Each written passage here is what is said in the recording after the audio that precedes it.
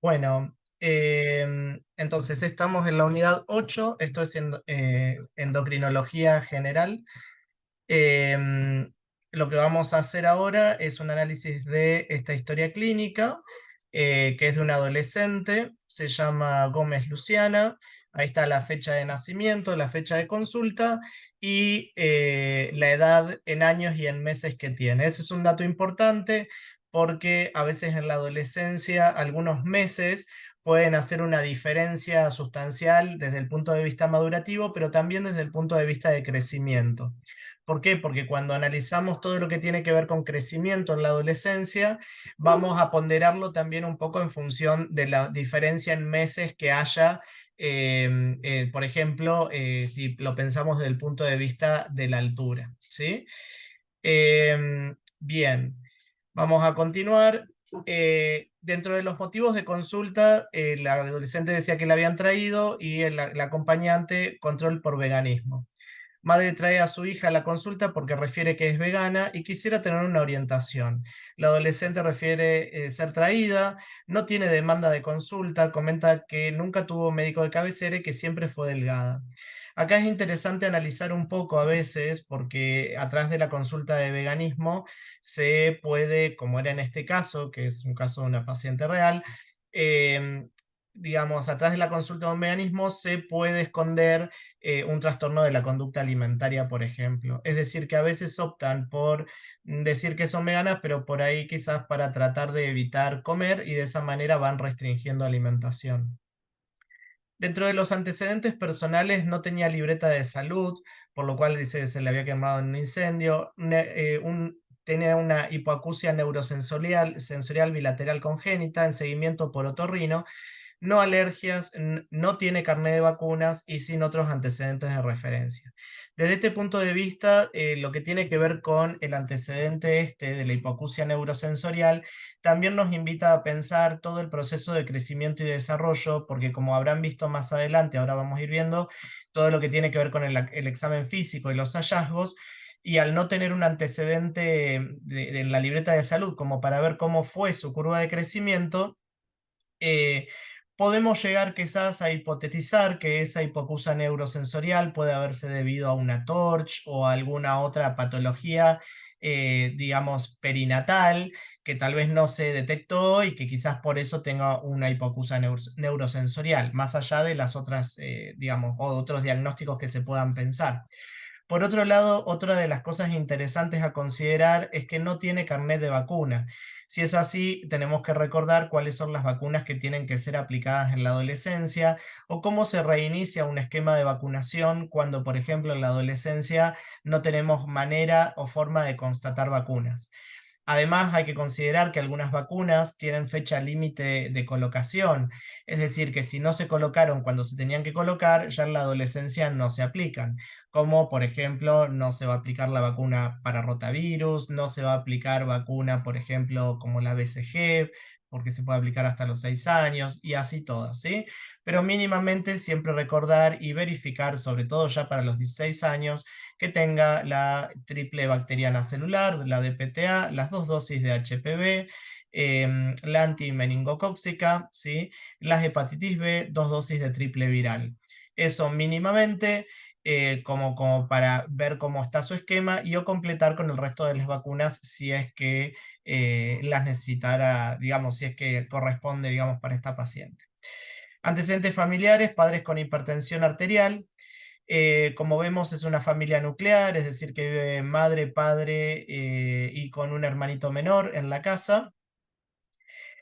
Y dentro de la anamnesis ampliada de esta adolescente surgía que había abandonado el colegio hacía aproximadamente un año, que se había cansado, había un hostigamiento escolar.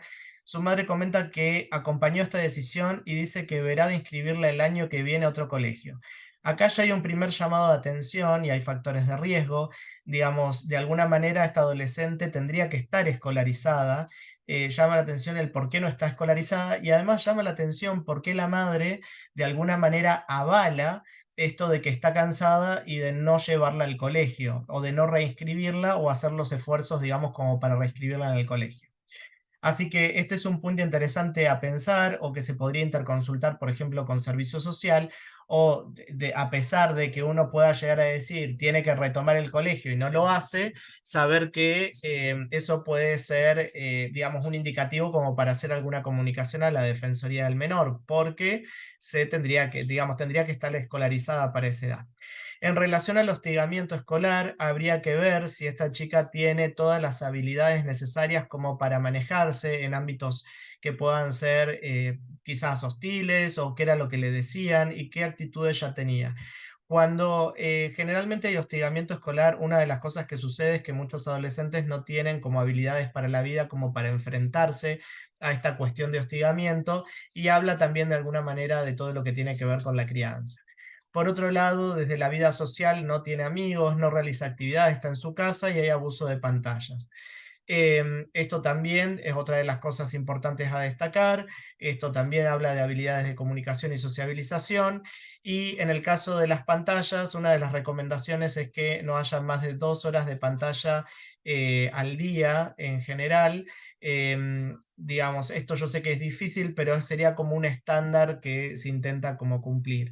Respecto a la alimentación, come poco, come lento y con múltiples restricciones alimentarias. Refiere que es vegana desde hace un año y no presenta vómitos. El veganismo en la adolescencia tiene algunas cuestiones a considerar. ¿Por qué? Porque tenemos todo lo que tiene que ver con el empuje puberal y hay una alta demanda de nutrientes, con lo cual hay que vigilar muy bien que todos, digamos, los requerimientos nutricionales estén cubiertos. Realmente cubrir todos los requerimientos nutricionales en veganismo es ciertamente un desafío porque requiere además la adición de varios suplementos como para poder contrarrestar lo que no está consumiendo. Sumado a que todos los suplementos que uno indica puede no necesariamente llegar, digamos, a las concentraciones necesarias porque pueden haber variables de absorción que interfieran u otros alimentos que interfieran en la absorción de estos nutrientes o de estas vitaminas o minerales que requiere. Por otro lado, llama la atención de que come muy lento y que tiene muchas restricciones. Eso podría llegar a ser un factor de riesgo para trastornos de la conducta alimentaria, como para ver por qué come lento, ¿sí? Porque generalmente las chicas con trastornos alimentarios o con anorexia tienden a comer lento como para llenarse más rápido, como para tener sensación de saciedad, y las restricciones también pueden estar camufladas un poco en todo eso. Desde lo que es la actividad física no realiza. Sabemos que en la adolescencia la indicación de actividad física es de 60 minutos de actividad física vigorosa o intensa, ¿sí? Es decir, que tienen que estar realmente cansados. Y se tiene que asociar a actividad de fuerza al menos 3 veces por semana con una capacidad que no supere el 70% de la capacidad máxima de fuerza. Es decir, que por ejemplo pueden ir al gimnasio, pero no debería superar el 70% de la capacidad máxima de fuerza, es decir, no deben llegar al fallo muscular como para evitar las lesiones. Una de las cosas que suele ocurrir también en la adolescencia dentro de la prescripción de actividad física es que tienen más tendencia a desgarros musculares o lesiones por sobreuso, como puede ser, por ejemplo, la fractura por tuberosidad anterior de la tibia, que se conoce con el nombre de Osgood-Schlatter, es una fractura muy frecuente en adolescentes. em, y que suelen consultar generalmente en los momentos de estirón puberal. Esto porque una de las cosas que ocurre es que en el caso de los varones, por ejemplo, el incremento de la testosterona ayuda a la síntesis proteica y de alguna manera a la hipertrofia muscular, a producto de la hormona propiamente dicha. Esto genera, digamos, mayor sumación de fibras para la contracción muscular, más fuerza y más lesiones en huesos que todavía tienen placas metafisarias que están en vías como digamos de crecimiento, entonces tienden a lesionarse con más frecuencia. Pero eso sería la indicación de prescripción de actividad física, es interesante que la repasen, lo mismo que cómo prescribir una alimentación saludable en adolescentes. Respecto al sueño, en el caso de esta adolescente, se acostaba a las 4 de la mañana y se levantaba a las 12, no siestas y no pesadillas. Sabemos que dentro de los hábitos de sueño, la recomendación en adolescencia es de 9 horas de sueño de corrido. Hay un fenómeno que se conoce como retraso de fase de sueño, que ocurre generalmente en los momentos de estirón puberal, exactamente en la pubertad, cuando aceleran su velocidad de crecimiento, en donde hay un corrimiento del sueño de aproximadamente unas 2 horas, es decir, que les empieza a dar sueño un poco más tarde tarde, y además de esto, el sueño empieza a ser como más pesado.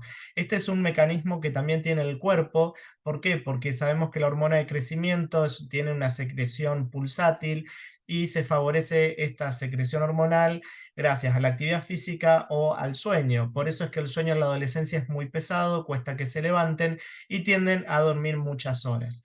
Sumado a eso, digamos, este retraso de fase de sueño, este corrimiento de sueño, que de alguna manera hay como que intentar reeducarlo y acomodarlo, como para que más o menos sean 9 horas de corrido durante la noche. Dentro de este corrimiento del sueño, y acá si se fijan es algo interesante, que esta adolescente se levanta a las 12 del mediodía y de alguna manera levantarse a las 12 del mediodía hace que no desayune, por ejemplo. Ya está evitando una comida ahí. Esto también es un mecanismo que suelen utilizar muchas chicas con trastornos de la conducta alimentaria, digamos, como para tratar de evitar comer, o se buscan actividades que están ocupadas todo el tiempo y le van buscando la vuelta, discusiones al momento de la comida o lo que sea, como para tratar siempre evitar algún tipo de comida.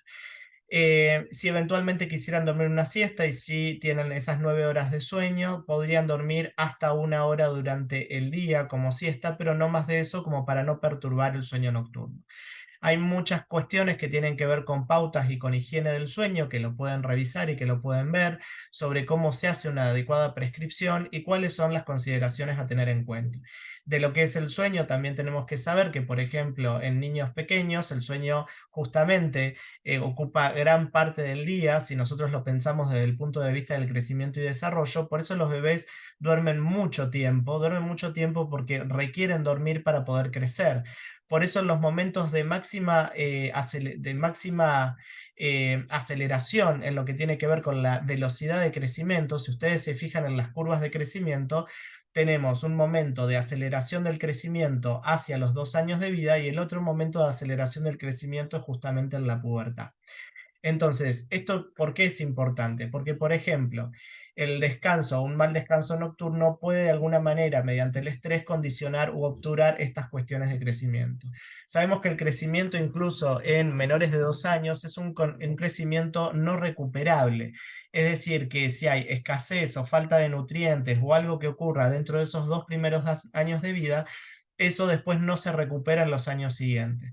La aceleración de la velocidad de crecimiento que se da en esa edad primeramente, digamos, hasta antes de los 2 años, digamos, tienen una aceleración de la velocidad de crecimiento que después cae, esa velocidad de crecimiento empieza a ser como más constante y se vuelve a acelerar nuevamente en la pubertad. En relación a los tóxicos, en este caso, esta paciente no refería a tóxicos, no había empezado con ningún tipo de consumos, ¿sí? En relación al aspecto ginecológico, estaba en amenorrea primaria, es decir, que no había menstruado. En este caso, como es una amenorrea primaria, si hubiese sido una amenorrea secundaria, es decir, que menstruó y por algún motivo dejó, digamos, de menstruar, en este caso directamente nunca menstruó, y esto nos habla de una pubertad retrasada, porque ya hacia los 16 años y que no haya menstruado, ¿sí? Nos está hablando de signos o de pubertad retrasada o de pubertad detenida, depende cómo sea el caso de la situación de esta adolescente, que ahora vamos a ir analizando poco a poco cada uno de estos puntos. En relación a la sexualidad no tiene pareja, no hay inicio de relaciones sexuales y tampoco hay deseo o atracción por referencia, por lo que decía, por la descripción como con ciertas características de asexualidad. En esta cuestión, en relación a la sexualidad y después cuando vemos en relación a su examen físico, podemos pensar de que si hay una desnutrición muy grave, puede haber cierta disminución de la libido y parte de, digamos, de la ausencia de deseos sexuales puede tener que ver por el grado de desnutrición que pueda llegar a tener en el caso de esta paciente. Además, sabemos que todas las hormonas, ya sean los estrógenos o la testosterona, se sintetizan a partir de precursores lipídicos de colesterol, por lo cual si no hay grasa suficiente como para justamente producir estas hormonas, van a estar disminuidas y la misma, digamos, y la disminución de estas hormonas también van a condicionar de alguna manera el deseo sexual, en este caso de la paciente. Desde el aspecto psicoemocional, tiene una actitud indiferente, abulia, apatía, habla suave, desinterés y desconformidad con su cuerpo y quiere bajar de peso. Eso significa que claramente podemos ver que parte de todas estas características pueden tener que ver con desnutrición, pero también con síntomas o signos depresivos que pueda llegar a estar teniendo. También tenemos que descartar o ver que a través de esto no se esté escondiendo alguna otra cuestión psiquiátrica, alguna cuestión de índole de la psicosis, porque hay que ver también esto de la distorsión de la imagen corporal, a qué se refiere, ¿no? O con disconformidad, porque si vemos distorsiones que son muy concretas, a mí me ha pasado, por ejemplo, adolescentes que tienen un trastorno dismórfico corporal, en donde ven una dismorfia en su cuerpo que claramente es inexistente, como por ejemplo me han dicho algún adolescente que veían su cuello muy gordo o que veían alguna parte de su cuerpo asimétrica, que claramente no lo era, y que era producto de esta cuestión más de índole como, no sé, como alucinatoria, digamos, porque no era como algo real, pero era algo que ellos realmente en su interior así lo veían y que eran de alguna manera psicosis que todavía, digamos, que se estaban como empezando, o cuadros psiquiátricos que se estaban empezando a manifestar. En relación al proyecto de vida, en este caso esta paciente no refiere, pero puede ser que esté en relación un poco a todo lo anterior. Bien, pasamos al examen físico.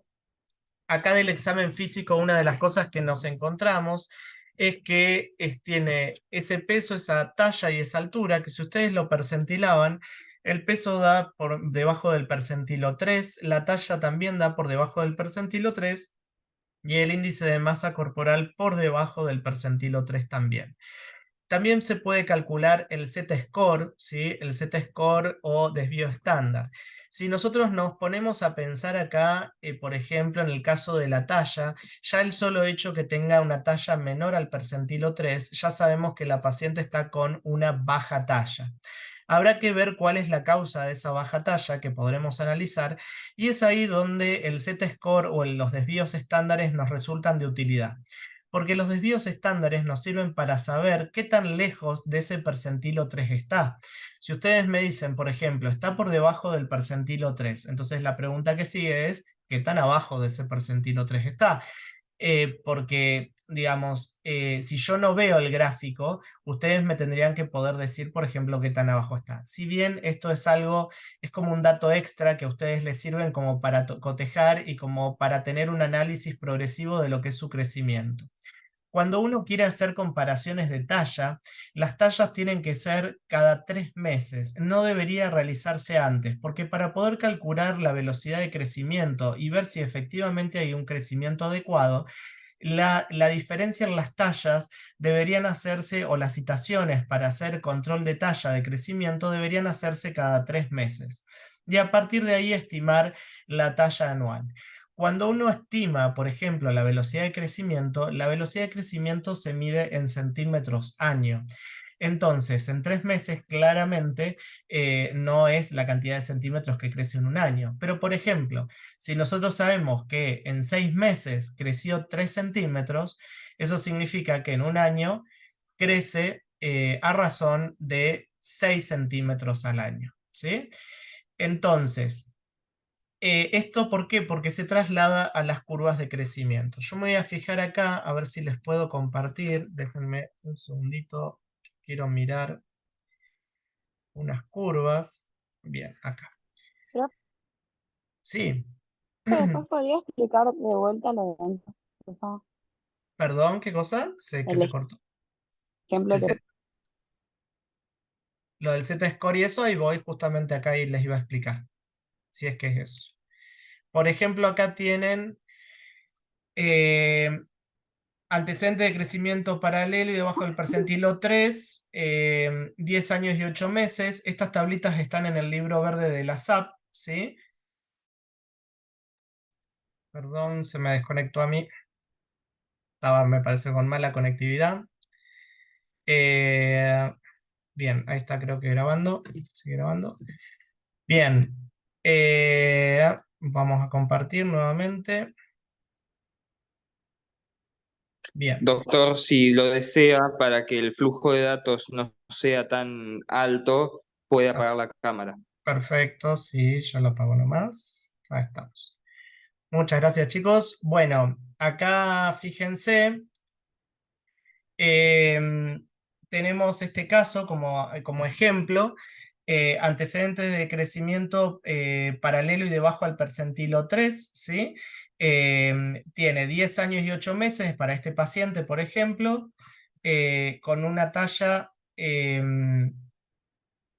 un segundito, con una talla de 125 centímetros, que le da un Z-score de -2,1 y 11 años y 2 meses con una talla de 127,5, le da percentilo menor a 3 y un Z-score de -2. Esa tabla que ustedes ven ahí está en el libro verde. Ahí yo les hice como un extracto de esa tabla como para que lo vean. ¿Y cómo se calcula el desvío estándar o el Z-score? Se calcula por la diferencia de las tallas, como tienen ahí el cálculo, dividido el desvío estándar que le figura en la tabla. Eso les da ese valor. Si se fijan, siempre el valor de -2, ¿sí? Habla de baja talla, menos de -2, y más de +2 habla de talla alta. Entonces, fíjense que si nos analizamos, por ejemplo, para el caso de este paciente, analizamos la diferencia que hay entre las dos tallas, vemos que hay un 0,1 de diferencia, que esto si lo hacemos desde el punto de vista de un gráfico, lo más probable es que no nos demos cuenta, pero si lo hacemos desde un punto de vista numérico, sí. ¿Y eso qué significa? Que fíjense que en la segunda talla, al tener -2 de Z-score, hace que se aproxime más hacia la media, ¿sí? Entonces hace referencia a que la segunda talla está un poco mejor, entonces habla como de que está creciendo. Si vemos la que sigue, a ver si tengo acá, quería fijarme. Por ejemplo, una de las cosas que tenemos que analizar siempre cuando hay diferencias de tallas es descartar con una talla baja familiar. Acá tenemos el cálculo de cómo se realiza el cálculo de la talla baja para calcular y estimar la talla familiar, la talla de la madre más la talla del padre, -12,5 para niñas y +12,5 para niños y adolescentes también, con una variabilidad genética de +/-8,5 centímetros. Para, por ejemplo, ahí hay como un ejemplo, pero acá lo importante es que una vez que ustedes tienen la talla blanco, esa talla blanco la tienen que percentilar en la tabla de talla hacia los 19 años y ver en qué percentilo cae.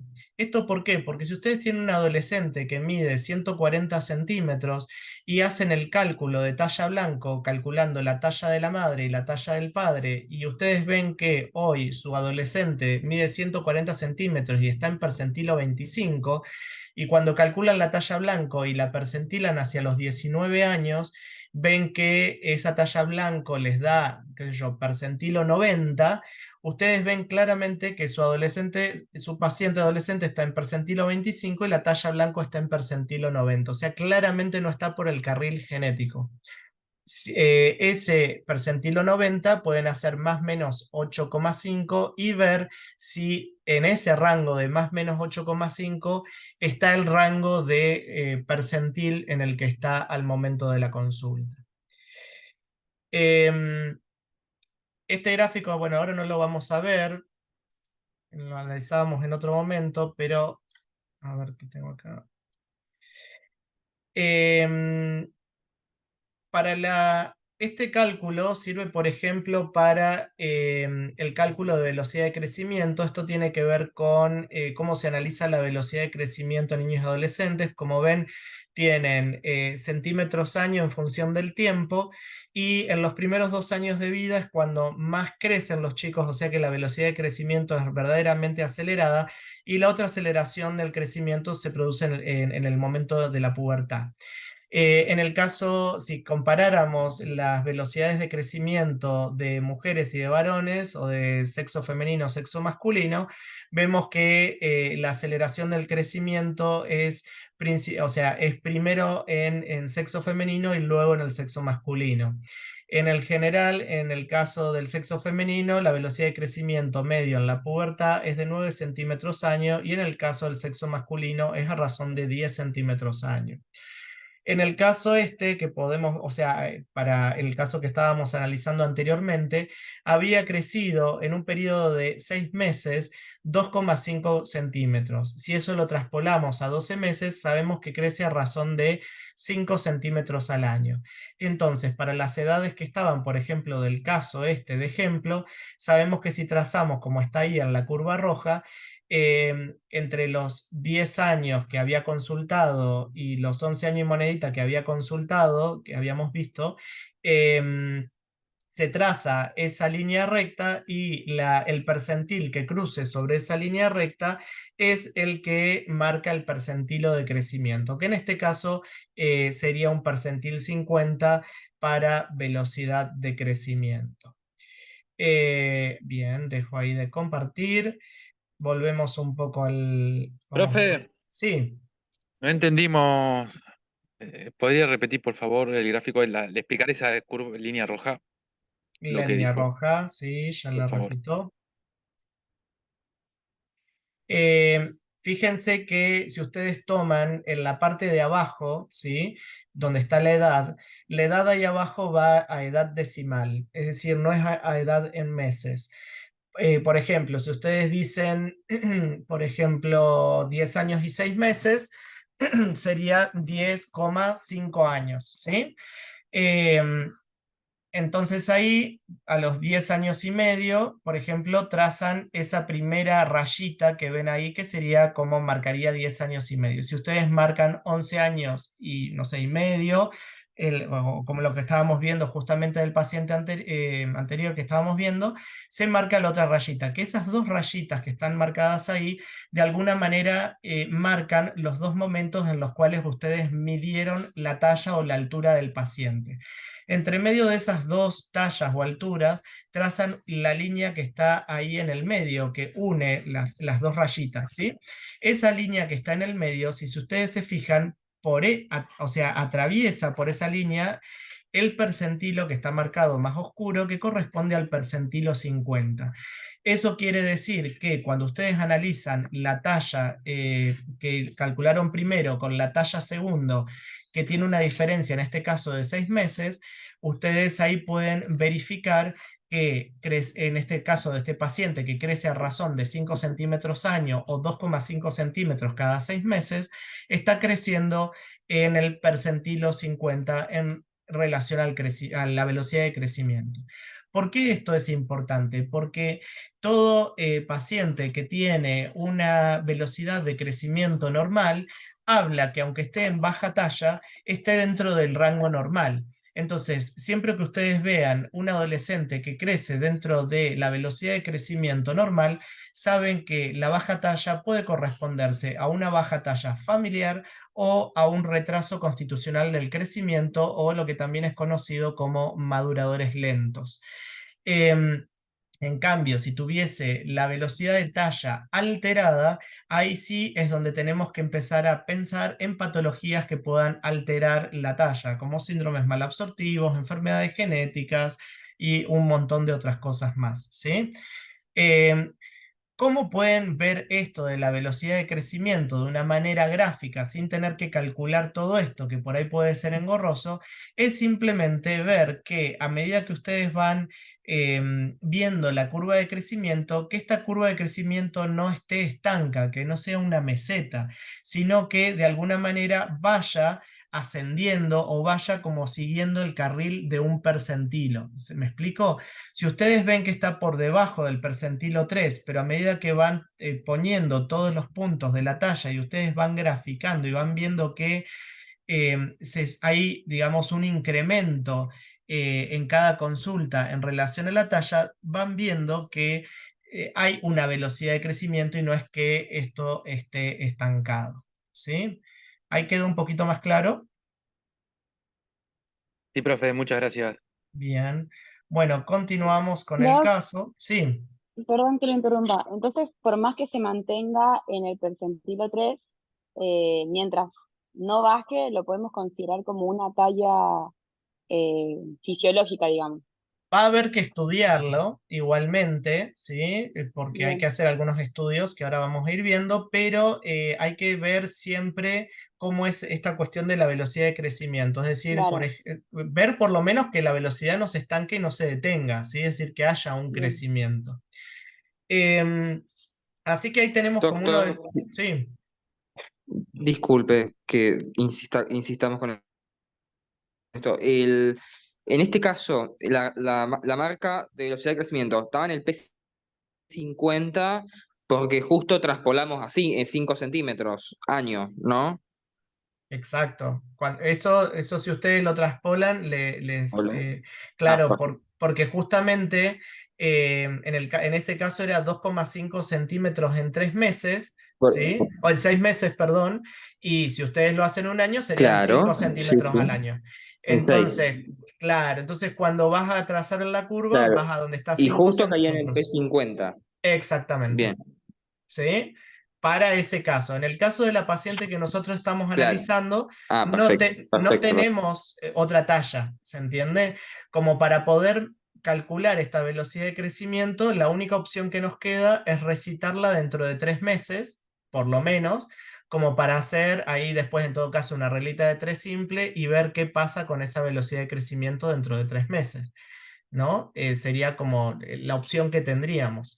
O sea que para esta paciente hoy, si nos consultara así, no podemos de alguna manera determinar la velocidad de crecimiento, porque con una sola talla no podemos. ¿Sí? Bien, entonces ahí tenemos un poco el análisis de esta talla baja o talla alta que vamos haciendo en función de lo que vemos en la historia clínica. Por otro lado, tenemos la tensión arterial que está un poco baja, 90-50, pero si nosotros calculáramos o viéramos esa talla, perdón, esa tensión arterial respecto a la talla y la percentiláramos, quizás veamos de que tampoco es tan baja respecto a la talla que tiene. La frecuencia cardíaca sí está baja, está en 50, está bradicárdica, está levemente hipotérmica, 35,9.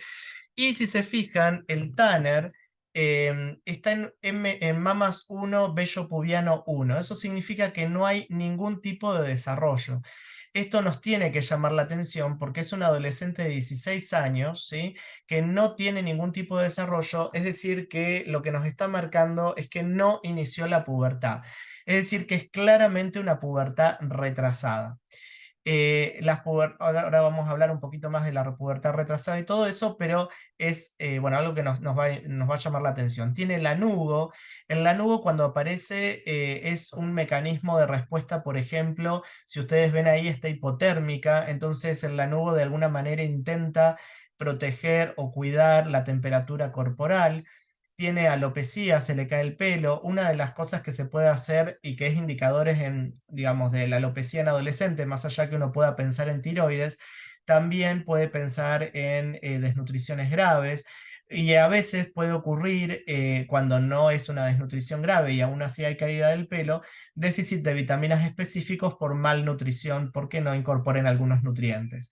A veces cuando no incorporan algunos nutrientes, que puedan ser nutrientes porque, por ejemplo, no comen determinadas verduras o porque les gusta comer todo blanco, así tipo arroz o hidratos de carbono en general, puede corresponderse a una variante de trastorno de la conducta alimentaria que se conoce como TERIA o trastorno evitativo restrictivo de la ingesta de alimentos, que es una variante de los trastornos de la conducta alimentaria. Pero más allá de eso, y en este caso, la alopecia también en un adolescente que, por ejemplo, tenga una talla normal, una altura normal y demás, y tenga alopecia, puede ser déficit de micronutrientes y en esos casos se les puede indicar, por ejemplo, L-cistina con vitamina B6, se les da un comprimido por día durante 3 meses y andan bastante bien.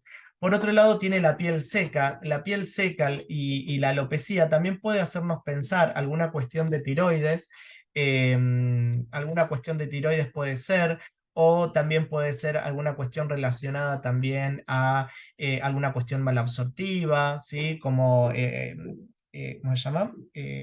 No me sale ahora, enfermedad celíaca. Las extremidades frías pueden corresponderse al estado nutricional de esta adolescente. Tiene impronta costal, con lo cual nos está hablando de la desnutrición y del aspecto probablemente marasmático que debe tener en relación a esto y el aspecto adelgazado. Bueno, Analizado un poco esto, que era la idea, digamos, de análisis del caso, vamos a empezar a pensar en el diagnóstico integral de esta adolescente. Para este caso, podemos decir que es una adolescente intermedia, porque justamente tiene 16 años. También sabemos que tiene como diagnóstico una hipoacusia neurosensorial, que puede corresponderse probablemente o no, no lo sabemos, a un síndrome genético, porque podemos pensar qué asociación puede haber de algún síndrome genético en el cual consista con hipoacusia neurosensorial, baja talla, pubertad retrasada, por ejemplo, ¿no? O sí, justamente, pubertad retrasada. Por otro lado, bueno, dijimos que tiene baja talla. Además, sabemos que esta adolescente, por toda la descripción que tiene un trastorno de la conducta alimentaria, está cursando a su vez un síndrome depresivo, ¿sí?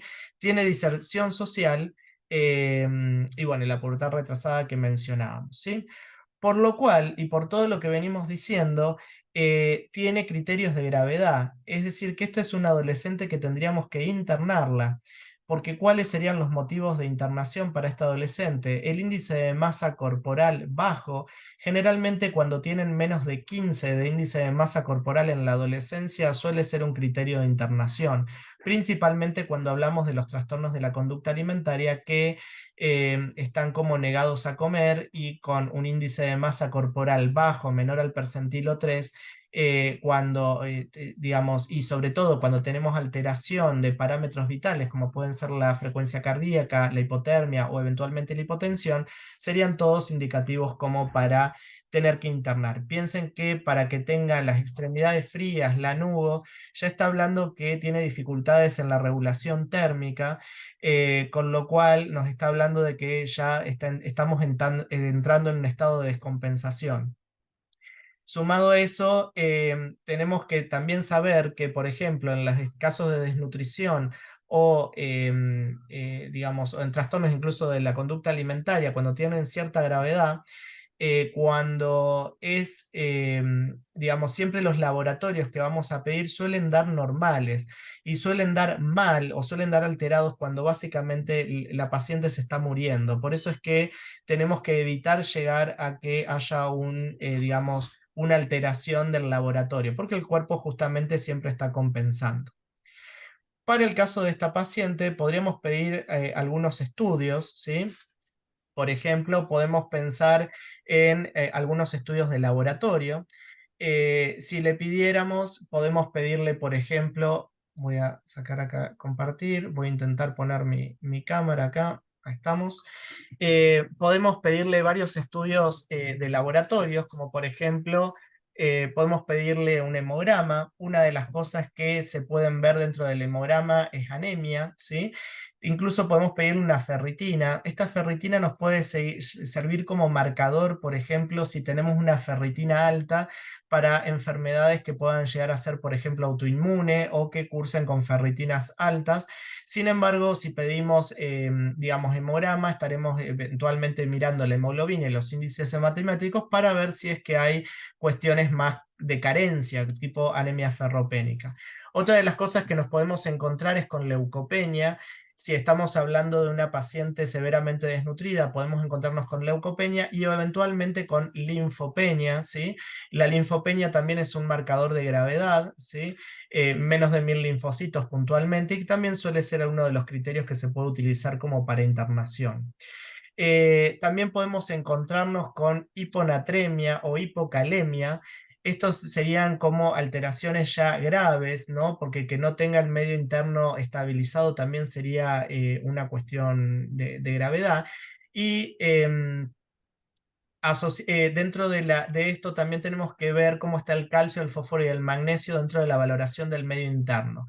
¿Por qué esto? Porque la alteración del fósforo es una de las cosas que tenemos que más vigilar cuando están en grados de desnutrición tan graves como los trastornos de la conducta alimentaria, porque se puede producir algo que se llama síndrome de realimentación. El síndrome de realimentación consiste en que a una adolescente que está severamente desnutrida no le podemos dar alimento de golpe, sino que hay que darle el alimento suavemente. ¿Por qué? Es decir, hay que hacer un incremento calórico gradual para no sobrecargar los sistemas metabólicos. uno al alimentar artificialmente o al hacer una alimentación enteral y ponerle glucosa justamente, lo que logramos es que esa glucosa ingrese adentro de la célula. Si estamos hablando de que la adolescente tiene, si estamos hablando que la adolescente tiene, creo que tengo la conexión media inestable. Si estamos hablando que el adolescente tiene... Todo. ¿Se corta ahí? ¿Ahí se escucha? Sí. Ahí se escucha Bien. mejor. Ok. Si estamos hablando que el adolescente tiene una hipocalemia y le estamos alimentando, piensen que al alimentarla incrementamos los niveles de insulina y bajamos más todavía la calemia, ¿sí? Entonces es conveniente siempre corregir, hacer las correcciones de medio interno para luego alimentar. Pero más allá de la calemia, las otras cosas que vamos a vigilar va a ser puntualmente el fósforo, porque si el fósforo está bajo y nosotros le ponemos alimentación, principalmente con alimentación con hidratos de carbono, donde haya glucosa puntualmente, e incluso a veces en los casos de desnutrición muy grave hay que tener mucho cuidado, incluso hasta con el suero glucosado que le vamos a poner. ¿Por qué? Porque al ponerle glucosa, lo mismo, la glucosa ingresa a la célula y lo primero que le ocurre es la fosforilación. Entonces, si teníamos bajo el fósforo externo, extracelular, al ingresar la glucosa lo vamos a bajar aún más a ese fósforo. Es decir, que vamos a agravar la hipofosfatemia que tenga ese adolescente al hacer una alimentación artificial. Eso quiere decir que primero tenemos que hacer una corrección del medio interno. Acá suele haber a veces un error que en algunas nutricionistas les indican sales de fósforo para que tomen y las sales de fósforo dan diarrea, por lo cual a veces hay que hacer infusiones con fosfato de potásico intravenoso como para tratar de recuperar. Pero sepan que si ustedes piden, en el caso de una desnutrición, un laboratorio y tiene un fósforo muy bajo, son como indicativos de gravedad y de que se puede morir.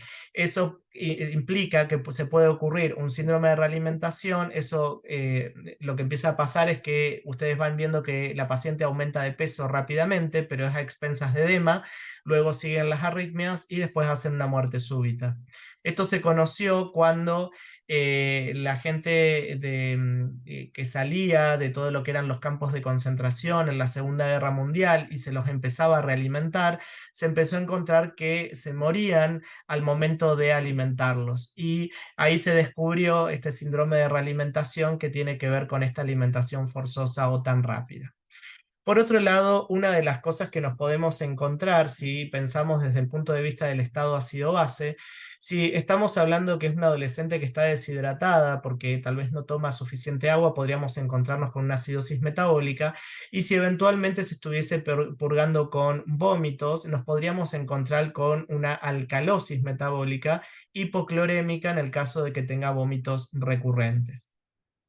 Además de eso, podemos pedirle, por ejemplo, un hepatograma que debería estar normal. La amilasa se puede incrementar a expensas de los vómitos si es que se estuviese purgando con vómitos. Y otra de las cosas interesantes y a saber es que si está severamente desnutrida y la vamos a realimentar, sepamos que cuando están tan desnutridas pueden hacer pancreatitis por si la alimentación es como exagerada, digamos, para lo que su cuerpo puede eventualmente tolerar.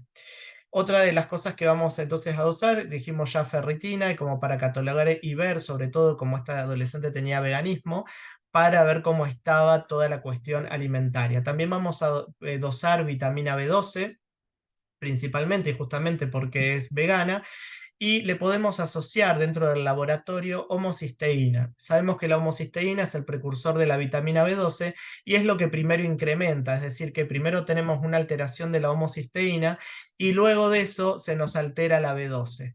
Por lo cual, esperar a la alteración de la B12 sería llegar tarde. Entonces, justamente nos puede servir para eso si es que la solicitamos. Otro de los valores o de los parámetros que podemos pedir es un dosaje C3 del complemento. El dosaje del C3 complemento disminuido también nos puede hablar como parámetro de desnutrición grave. Podemos pedir FSH, LH y estrógenos y progesterona. En este caso, lo que vamos a esperar es que esta paciente tenga un hipogonadismo hipogonadotrófico y eso explique el motivo por el cual tiene esta pubertad detenida. ¿Qué viene a hacer esto? Resulta que si nosotros hablamos que esta paciente está severamente desnutrida, el cuerpo lo que tendría que intentar hacer es frenar todo lo que implique demandas metabólicas, naturalmente, es decir, tratar de evitar cualquier tipo de gasto y entre ellos lo que implica el crecimiento, porque el crecimiento implica un gasto metabólico. Entonces, para eso, el cuerpo lo que va a hacer es disminuir, otra vez creo que se me corta un poco, justamente para frenar un poco este gasto metabólico, ¿sí? Lo que va a empezar a hacer es disminuir la secreción de FSH y LH. Si yo disminuyo de manera central la FSH-LH, condiciono al ovario a que secrete poco estrógeno, ¿sí? Entonces, a eso lo llamamos hipogonadismo, es decir, hipogonádica porque secreta poco estrógeno y progesterona, hipogonadotrófico porque la FSH y la LH están bajas, ¿sí? Entonces, en el caso de un adolescente que tiene un problema como este, vamos a esperar un hipogonadismo hipogonadotrófico, ¿sí? Si habláramos, por ejemplo, de un adolescente que tiene una pubertad retrasada, porque, por ejemplo, no tiene ovarios o los ovarios son rudimentarios, como puede ocurrir en el síndrome de Turner, ¿sí? En donde los ovarios prácticamente no están presentes. Sabemos que el síndrome de Turner es una aneuploidía, es una de 45X0. Entonces, ¿qué ocurre? Al no tener ovarios, sabemos que vamos a tener FSH, LH aumentadas, pero con estrógenos bajos, porque no tenemos ovario. Entonces, en este caso, hablaríamos de un hipogonadismo hipergonadotrófico, ¿sí? Porque tenemos los estrógenos bajos y la FSH, LH alta, ¿sí?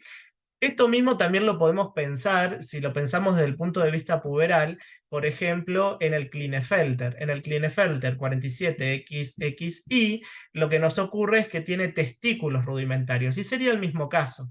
FSH, LH alta y testosterona baja. Entonces es lo mismo, hipogonadismo hipergonadotrófico, ¿sí? En el caso del Klinefelter hay una de las cosas que tienen que es ginecomastia. La ginecomastia puede ser fisiológica o patológica. Eso también lo pueden observar, está en uno de los artículos que mandé también que tienen como para leer, y que hay algunos indicativos también en relación a eso. La ginecomastia en general en adolescentes se ve cuando tienen un tamaño testicular entre 8 o 10 centímetros cúbicos más o menos.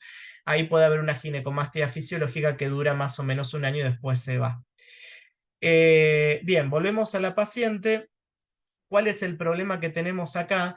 Al tener los estrógenos bajos de esta paciente, lo más probable que no tenga ciclo, ¿sí? El no tener ciclo justamente hace a que no entre, o sea, que no ingrese a ciclar. A ver, hay varias condicionantes en relación a esto. Por un lado tenemos la disminución de su grasa corporal.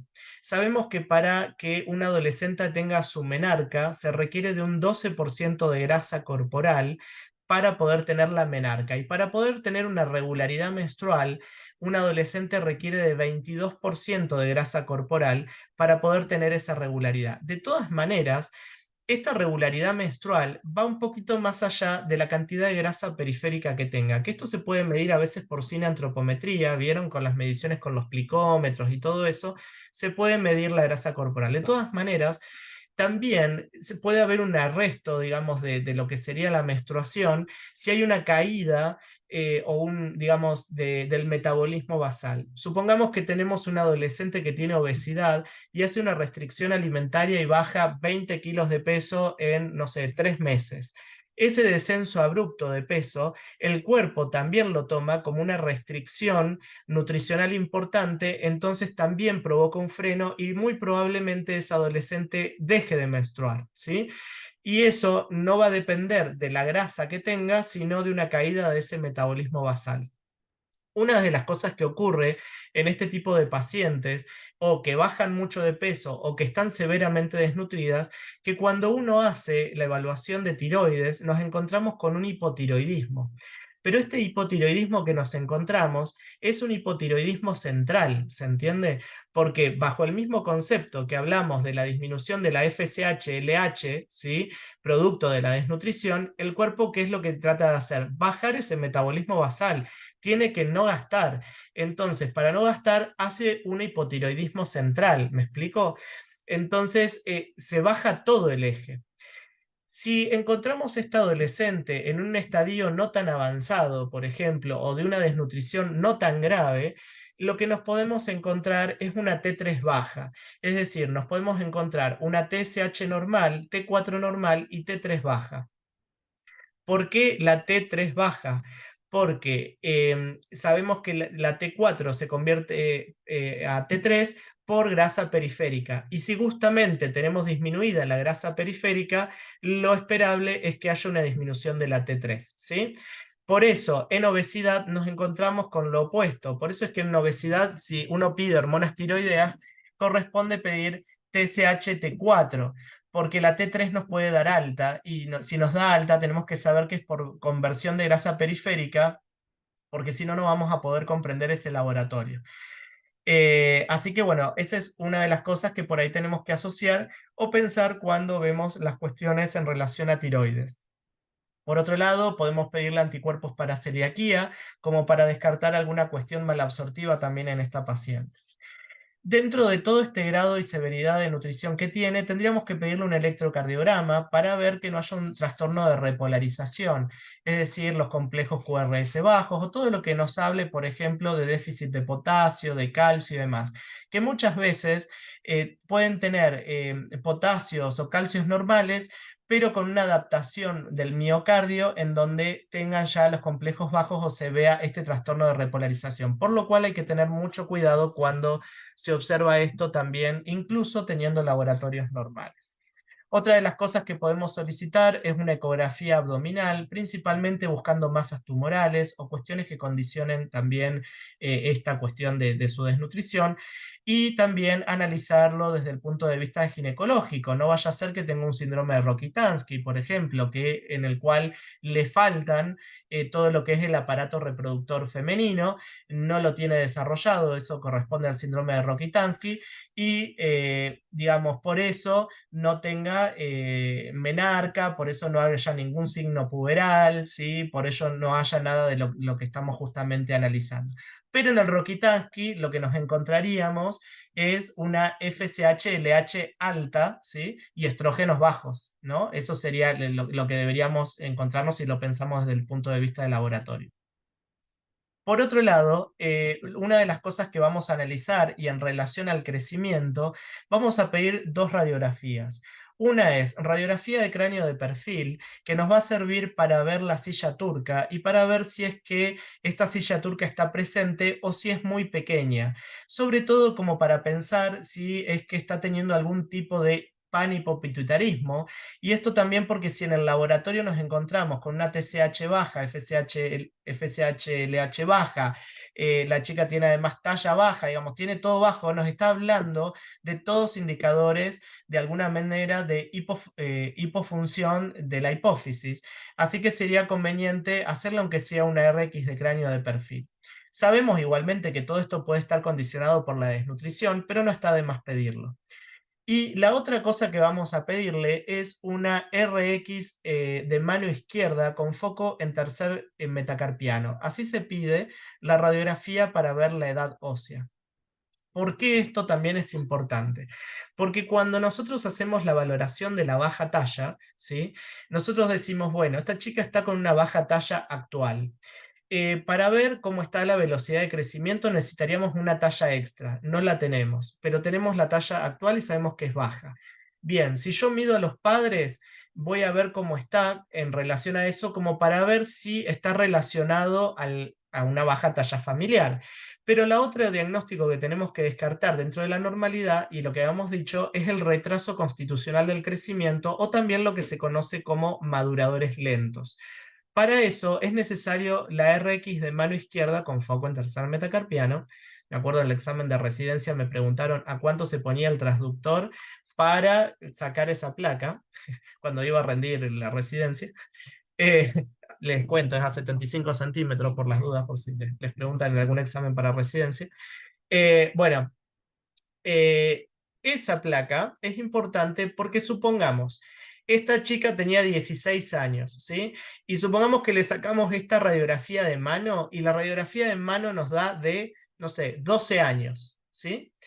¿Eso qué significa? Que la edad cronológica es diferente a la edad ósea que tiene. Entonces, si la radiografía de mano me da de 12 años, yo debería ver si la talla de esa chica es adecuada para 12 años, ¿sí? Porque si yo veo que la talla de la chica es adecuada para 12 años, entonces se condice la edad ósea con la altura, ¿sí? Que es distinta a la edad cronológica. Entonces, ese tipo de asociación es frecuente de ver en el retraso constitucional del crecimiento o en los maduradores lentos. Es decir, son Profe, chicos... Sí, perdón que me interrumpa tan sí, cortante, pero ¿podría repetir lo último que no le caché la idea? bien. Estaba Eh, en... Análisis de talla baja. Talla baja, dijimos. Tenemos paciente con talla baja. Una de las cosas que podemos diferenciar es velocidad de crecimiento. Velocidad de crecimiento normal, sabemos que estamos hablando de variante fisiológica, variante normal, es decir, de una talla baja familiar o de un madurador lento. Alteración de la velocidad de crecimiento, causa patológica de ese crecimiento. Como en esta paciente no tenemos velocidad de crecimiento porque tenemos una sola talla, digamos, nos vamos a valer de esa información que es lo que tenemos ahora. Entonces, podemos tallar a los padres y podemos ver la talla de los padres y ver si la talla de los padres también da en un percentil bajo, que sea correspondiente al percentil que tiene la chica hoy, ¿sí? Como para pensar que pueda ser una talla baja familiar. O podemos también, y diría yo, podemos además pedirle la RX de cráneo de perfil y la RX de edad ósea. Cuando le pedimos la RX de edad ósea, lo que tenemos que ver es qué edad tienen esos huesos. Esa edad se hace a través de un atlas, ¿sí?, de edad ósea, de Kreulich y colaboradores, y generalmente si no las informan los imagenólogos. En esos atlas se ve los huesos, se cuenta, se ve la morfología y todo, y eso corresponde a una determinada edad. Entonces, supónganse que ustedes tienen esta chica de 16 años y cuando leen el informe les dice que tiene una edad ósea de 12 años, ¿sí? Si tiene una edad ósea de 12 años, claramente hay una disparidad entre la edad cronológica y la edad ósea.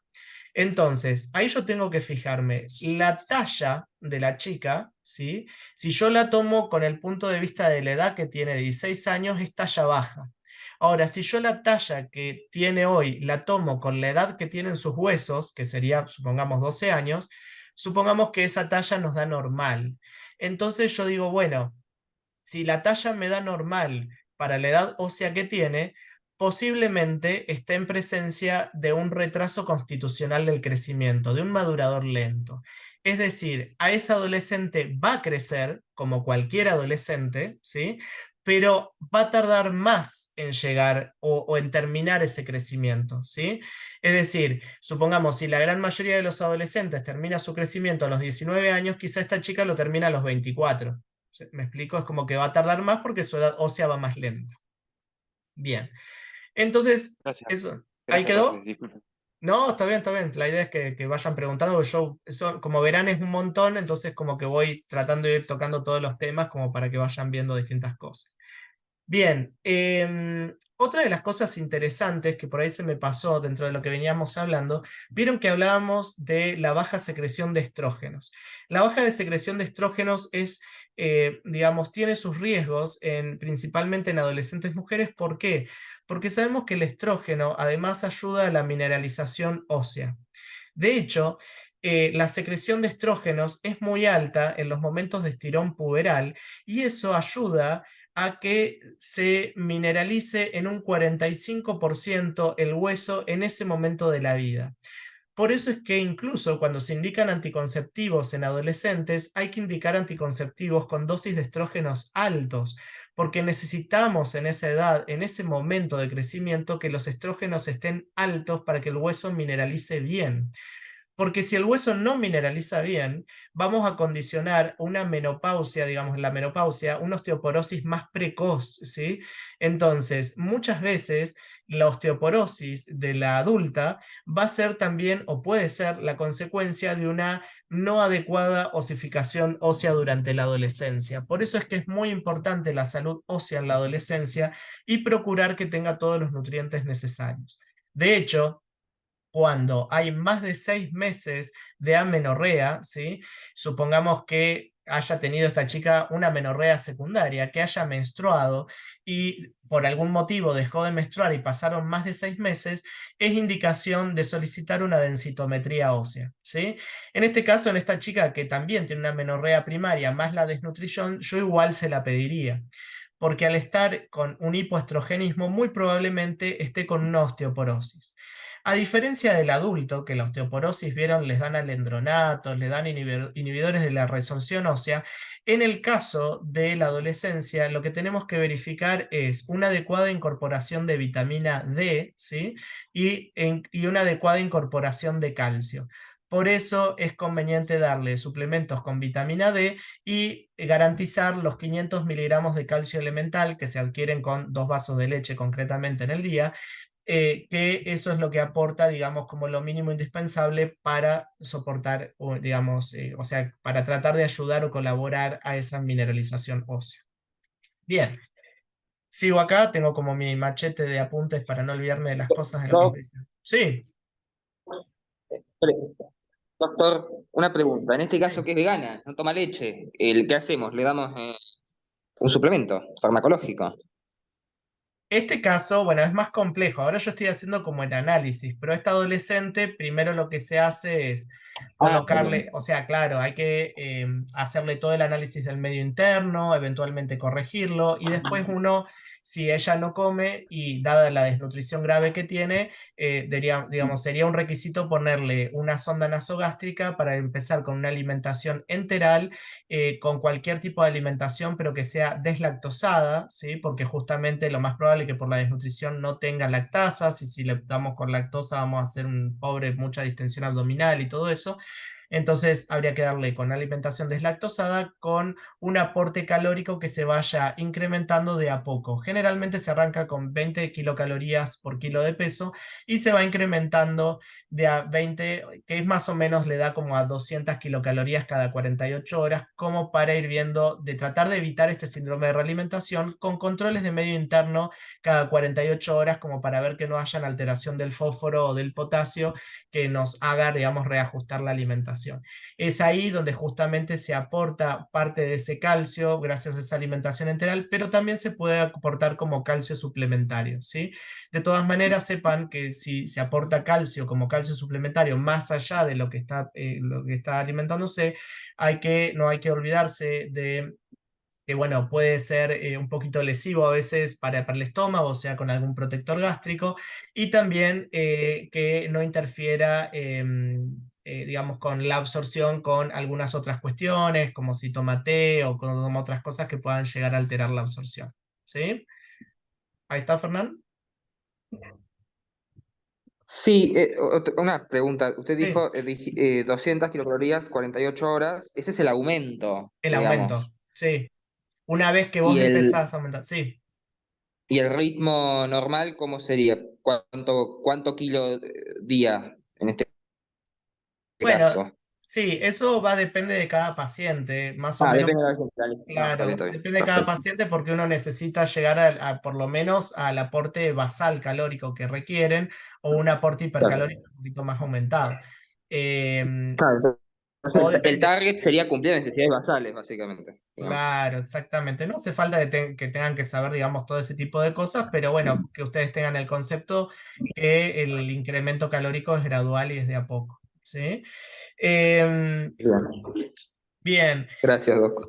De nada. Entonces, en esta paciente, por un lado, tenemos todos estos aspectos clínicos a considerar, tenemos eventualmente la interconsulta con psicología, orientación familiar, psiquiatría, seguramente requiere algún tipo de medicación psiquiátrica. Recuerden que muchas medicaciones psiquiátricas, principalmente los antipsicóticos o antipsicóticos más modernos, requieren también dosajes de prolactina porque pueden hacer hiperprolactinemias. También en relación a las causas de hiperprolactinemia, recuerden que algunos consumos pueden causar hiperprolactinemias, como por ejemplo la marihuana. Yo he visto tanto varones como mujeres con galactorrea por hiperprolactinemias, porque justamente en la adolescencia hay una mayor sensibilidad en relación a las interferencias que producen a las acciones que producen los receptores endocannabinoides en adolescentes puntualmente. Vieron que los receptores endocannabinoides hay de dos tipos, CB1, CB2, afectan, bueno, tanto el sistema inmune, el sistema nervioso, bueno, y todo el resto, pero en los adolescentes gran parte de estos receptores que también están alojados en las distintas áreas cerebrales van obturando de alguna manera también todo el proceso de neurodesarrollo, y es una de las cosas que también promueve la aparición de psicosis a edades tan tempranas, condicionada por el consumo principalmente de la marihuana.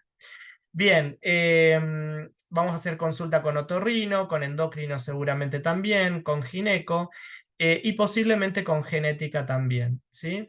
Vamos a darle suplementos multivitamínicos y vamos a ver y a considerar el tema de las vacunas. Voy a fijarme acá en el Power, yo les voy a compartir un cachito, voy a compartir algunas cositas que por ahí les va a ayudar como para cerrar. A ver, quiero fijarme. Bien.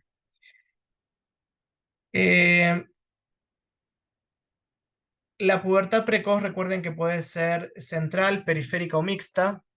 En este caso, cuando hablamos de pubertad precoz, recuerden que siempre tiene que seguir el hilo de telarca, pubarca, menarca, ¿sí? Es decir, que si supongamos, ustedes tienen una chica, qué sé yo, de 8 años, que tiene una telarca, y ustedes ya saben que a los 8 años es pubertad precoz, digamos por la edad justamente, y aparece la telarca, ustedes ya saben que esa pubertad precoz es central porque apareció con la pubarca.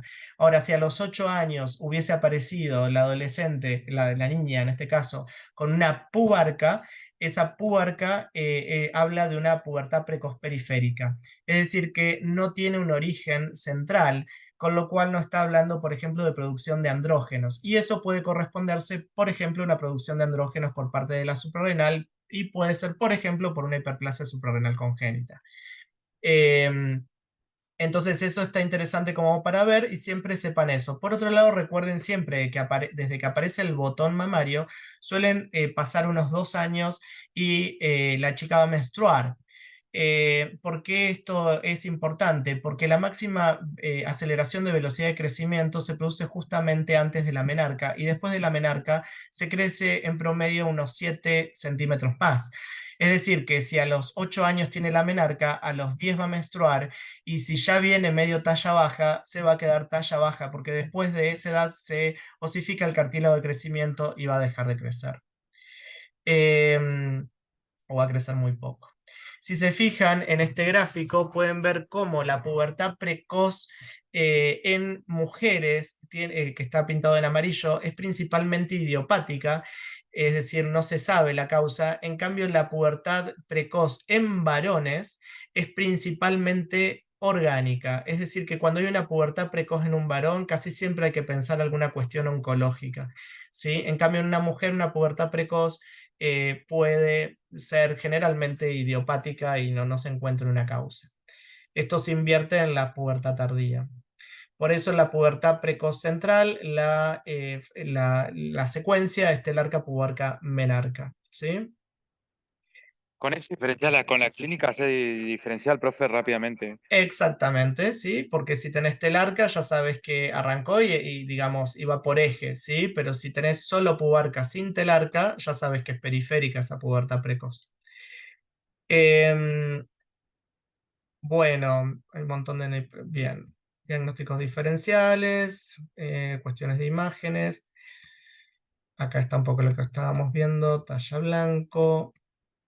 Baja talla familiar, fíjense, hay algunas características como peso y longitud normales al crecimiento, talla por debajo de los 2 desvíos estándares o menor al percentilo 3, puede haber antecedentes familiares de baja talla, las proporciones corporales son normales, ¿sí? La edad ósea es concordante, ¿sí? Porque justamente es una baja talla familiar.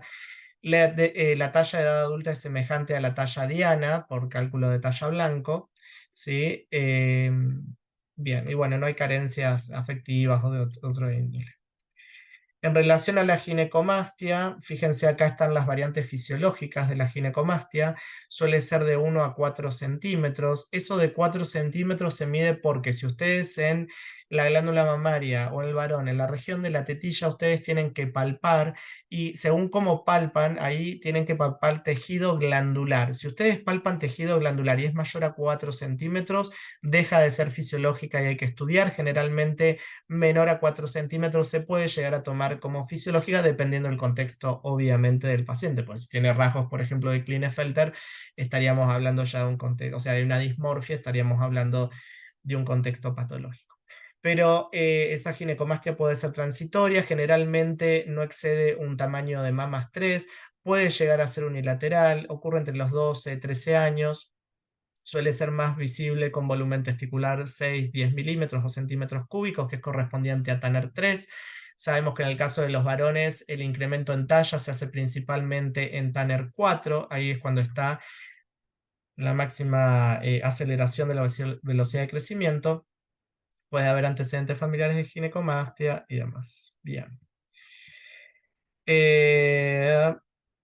Bueno, tiroides.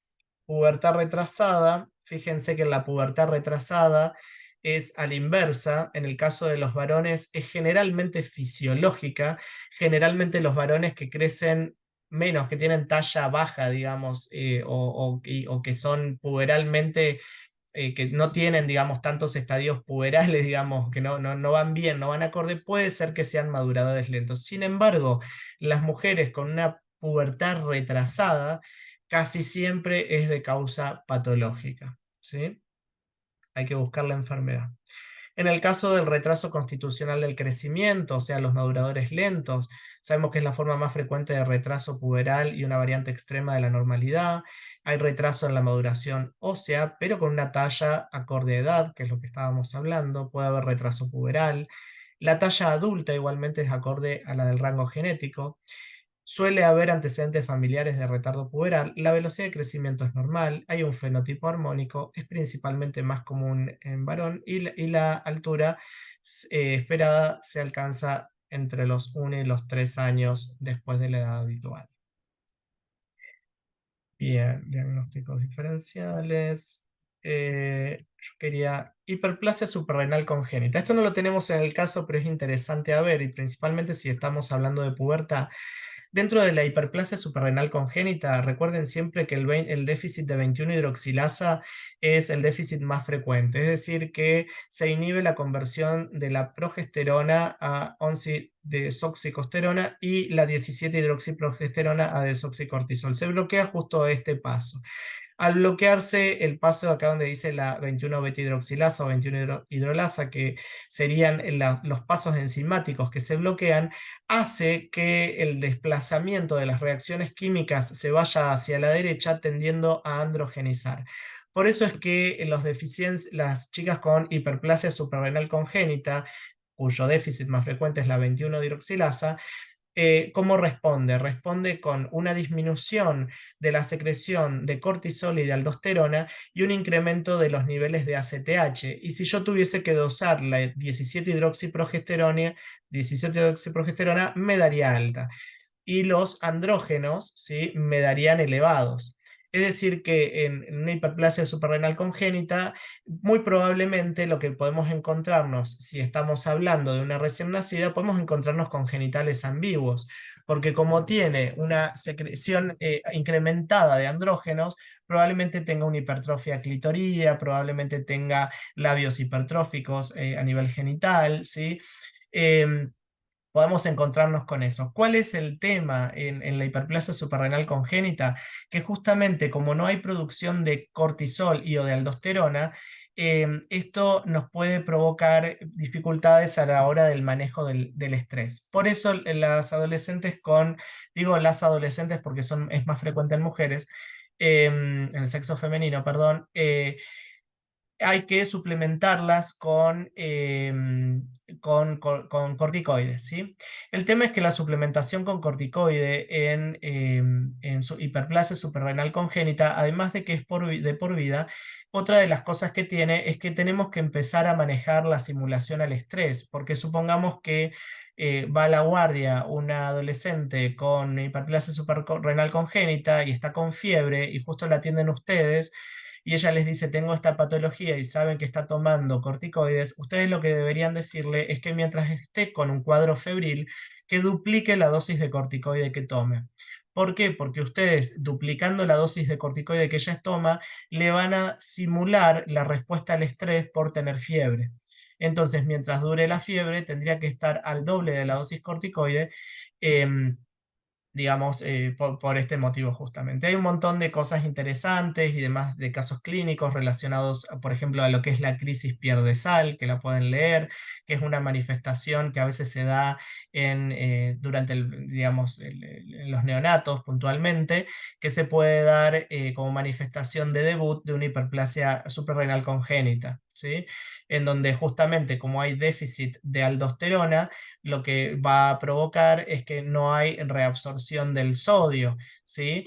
Entonces, lo que nos encontramos es que tienen potasios muy elevados, ¿sí? Y sodios muy bajos. Este sodio muy bajo, porque se va por orina, va a hacer que haga esta famosa crisis pierde sal, ¿sí? En donde empiezan a orinar un montón, ¿sí? Y a veces tanto orinan que es tanto el déficit de líquido que pierde que proporcionalmente terminan haciendo hipernatremia, ¿sí? Pero eso está condicionado a la gravedad. Sí, Fernando, hay una pregunta, está ahí con la mano. Decime. ¿Qué iba a decir? Ah, hay una mano ahí levantada, no sabía si había una pregunta. Bien. Em, Eso en relación a esto. Bien. Bien, eso sería básicamente todo. Ahí tenemos, por ejemplo, fíjense el hipotiroidismo congénito, mirada triste, cara hinchada, lengua larga o hipertrofia macroglosia, ¿sí? Tardan más en cerrar la fontanela anterior. Bueno. Bueno, esto sería un Tome un poco poquito de agua, una profe. revisión. Sí. Tome un poquito de agua, descanse un poquito, profe. Tómese un vasito de agua. Estoy acostumbrado, ya mira tantas conferencias y tantas cosas doy que Qué ya estoy bárbaro. acostumbrado a hablar mucho. Bueno, esto ha sido un poco un resumen de lo que sería endocrino y a través de un caso clínico como excusa, como para hablar, fíjense la cantidad de temas que hablamos en este rato. Este es un análisis que les hago yo, un poco más profesional en relación a lo que es el caso, como para desmenuzarlo bien y que ustedes le saquen provecho a todo esto. No sé si les quedaron preguntas. Yo esto voy a intentar subirlo a YouTube si puedo y lo voy a dejar como en privado para que ustedes puedan volverlo a mirar y tomar apuntes si quieren. Espero que se haya grabado bien, es lo único que espero. Díganme si tienen alguna duda o algo. Profe, ¿el Power ese lo va a subir? Ese Power en realidad es un Power súper viejo y si hay alguna diapositiva que les puedo llegar a compartir, pero igualmente si está la grabación, van poniendo ahí, sacan la captura, porque son cosas puntuales, tampoco es que necesitan saber todo lo que está ahí porque era de otros contenidos, otras cosas. Profe, a los fines Sí. prácticos, vamos a los fines prácticos, ¿no? Ujú. Con respecto a o sea, obviamente la exposición que dio o el trabajo que acaba de dar es impresionante, ¿no? Profesional, como dijo usted. Pero digamos, para el tema del parcial y para lo que tenemos que saber, con la bibliografía que usted que subió y los videos que tenemos que ver, ¿nos va a alcanzar más o menos? Sí, no se preocupen, siempre me hacen la misma pregunta y les respondo siempre de esta manera. Es fácil, ¿sí? Yo esto siempre trato de hacerles clases lo más completa posible para que ustedes puedan disfrutar, aprovechar y aprender lo máximo posible. Sin embargo, para lo que es este nivel de lo que ustedes tienen que saber, en qué cosas se tienen que enfocar, en las cosas básicas. Es decir, por ejemplo, cuando ustedes tienen una situación como la baja talla, por lo menos definir esto que veníamos hablando. ¿Será normal o será anormal? Bueno, ¿qué parámetros me indican que esto pueda llegar a ser normal o que pueda llegar a ser, digamos, patológico, ¿sí? ¿Y qué estudios podría pedir de mínima? Como por ejemplo las placas, como por ejemplo medir a los padres, ¿entiende? Ese tipo de cosas. ¿Cuáles son signos y síntomas de hipotiroidismo? ¿Cómo podría dar el laboratorio? Pero además poder asociar un poquito más allá, porque generalmente en todo lo que es la carrera ya saben lo que es ustedes el hipotiroidismo y demás y todo eso, sino que también hacer un poquito un análisis fisiológico de qué podría estar pasando, si hay sobrepeso, si hay desnutrición, digamos, un poco cómo podría actuar la tiroides en esos casos. Em, en relación a la hiperplasia suprarrenal congénita, por ejemplo, quedarse con ese concepto de que hay una falta de secreción de corticoides, de por qué, digamos, hay una virilización, ¿sí? Son como grandes conceptos y no es que ustedes tienen que saberse los detalles de absolutamente todo, ni conocerse enfermedades raras, ni tampoco ninguno de los test endocrinológicos que se hacen para hacer diagnóstico. Van a ver test de LH, test de RH, test de clonidina, test de arginina, qué sé yo, hay un montón de test, no tienen que saber ninguno de esos, generalmente se manejan a través de endocrinología. Pero sí, siempre es importante la sospecha diagnóstica, saber cuándo hablamos de baja talla, cuándo hablamos de pubertad precoz, de pubertad retrasada, cuáles pueden ser algunas causas de eso o qué estudios podríamos a grandes rasgos pedir en un consultorio de atención primaria. Es decir, no busco ni que hagamos ningún tipo de diagnóstico genético, ni siquiera que lleguemos a solicitar resonancias magnéticas y eso, porque en un consultorio de atención primaria nos vamos a basar con estudios básicos de laboratorio, alguna placa, alguna ecografía. Entonces, el foco que ustedes tienen que hacer es justamente ese. A partir de la alteración endocrinológica que ustedes vean, qué estudios dentro del primer nivel de atención podrían pedir, dentro de ese primer nivel, cuáles son los estudios básicos, laboratorios básicos que se podrían pedir, que puedan o no estar asociados a lo que puedan estar viendo con ese paciente. No hay que hacer grandes disquisiciones diagnósticas, ni mucho menos, y que eso queda para la pediatría, los médicos adolescentes, los endocrinólogos. Bien. ¿Contesté ahí un poco tu Doctor, pregunta? Sí, Sí, profe, muy bien, perfecto. gracias. ¿Qué más? doctor, tengo dos preguntas. Sí, Una más administrativa y otra que tiene que ver con lo que explicaste anteriormente sobre los cuadros febriles y el suministro de corticoides en sí. hiperplasia suprarrenal congénita. ¿Por qué? ¿Cuál es el fundamento de esto de inducir una respuesta simulada de estrés ante los cuadros febriles? Eh, Hay dos tipos de situaciones. Bueno, esto es un poquito más complejo, pero en realidad es algo así. Cuando vos tenés una hiperplasia suprarrenal congénita, como tenés la deficiencia de 21-hidroxilasa, no tenés producción o es un déficit muy pobre en la producción de corticoides endógenos. Entonces vos tenés que dar corticoides exógenos mediante la sí, administración artificial. Bien. Ok, ese corticoide que vos vas a dar se da a dosis fisiológica, ¿sí? Es decir, el corticoide suplementario que vos le das es para sostener los corticoides basales que tendría que tener esa persona. Lo que pasa es que ante una situación de estado febril, por ejemplo, es una situación de estrés para la persona desde el punto de vista metabólico, desde el punto de vista corporal. Como esa persona no tiene cómo simular ese estrés, me explico, porque hormonalmente tiene el corticoide a dosis basal, que es lo que vos le das. Cuando tiene una sí, situación de estrés, se lo tenés que incrementar artificialmente. Ese incremento se hace duplicando la dosis que recibe. Entonces, si vos recibís a bien, esa adolescente, le decís, bueno, mientras estés con fiebre, toma el doble del corticoide de lo que estás tomando. ¿Sí? Cuando incluso nosotros nos pasa, por ejemplo, que tiene algún adolescente o un niño, no sé, un niño, tiene hiperplasia suprarrenal congénita y suponete que tenemos que hacer, no sé, está con un abdomen agudo y hay que hacerle una operación, una cirugía. En ese caso, sí, como es tan grave la situación, nosotros ahí le hacemos el corticoide endovenoso y lo calculamos por metro cuadrado. Y es más, le hacemos un bolo de corticoide antes de la cirugía. Durante la sí, cirugía se hace otro bolo más de corticoide muy alto y después de la y en el cirugía se post. vuelve a hacer otro más, ¿sí? Claro. para simular la curva de estrés que normalmente tendría ese niño o niña, digamos, durante todo el proceso de intervención. Claro, eso es para que la puesta a disposición de glucosa en la circulación sea acorde a la necesidad metabólica de ese proceso estresor. No ¿No? solo glucosa, todo, porque vos imaginate que el cortisol tiene un montón de funcionalidades, ¿no? Y cumple un rol en una situación de estrés, ¿no? Entonces, justamente vos lo simulas, digamos, porque no lo produce, Bien. así que no Bien. tenés otra, ¿sí? No, tal cual. Perfecto.